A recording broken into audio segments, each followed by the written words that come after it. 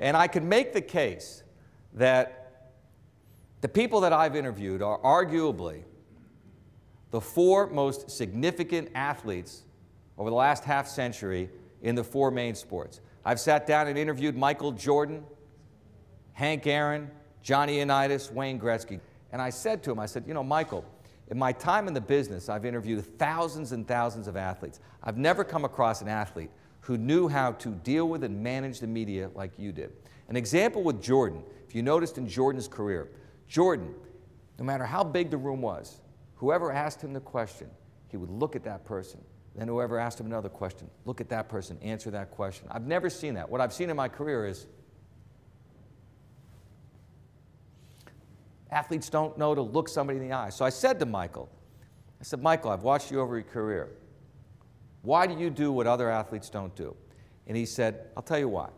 He said, if somebody cares enough to come and interview me and ask me a question, no matter if I've heard the question 1,000 times or I think it's a dumb question, the very least that I can do is show them the respect to look them in the eye and answer their question.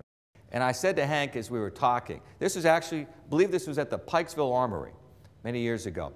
And I said, someday I'll tell my kids that I interviewed Hank Aaron.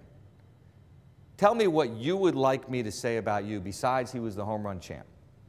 And he said, Steve, you don't have to tell them that I was the home run champ. Here's what I would like people to know about me. I would like people to know that every day I came to the park, no matter who was pitching for our team, for their team, no matter where we were in the standings, that I gave it my very best.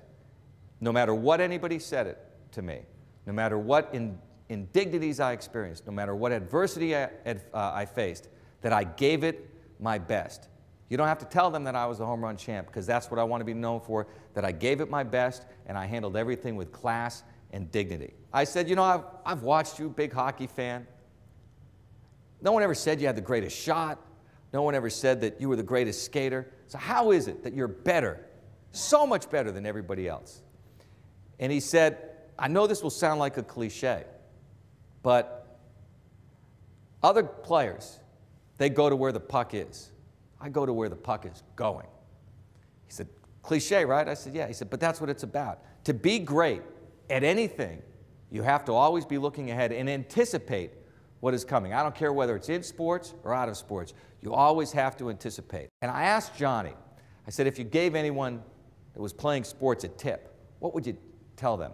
And he said, I would tell them that, and he said, I don't think enough athletes do this. Whether you win or lose, forget about it, it's over. You can never get ready for the next game if you're worrying about or celebrating the last game. And he said he totally had that attitude. He also talked to me about leadership. He said, you know what, I never hung out with my teammates. He said, because I felt like if you were the leader of the guys, you couldn't be one of the guys.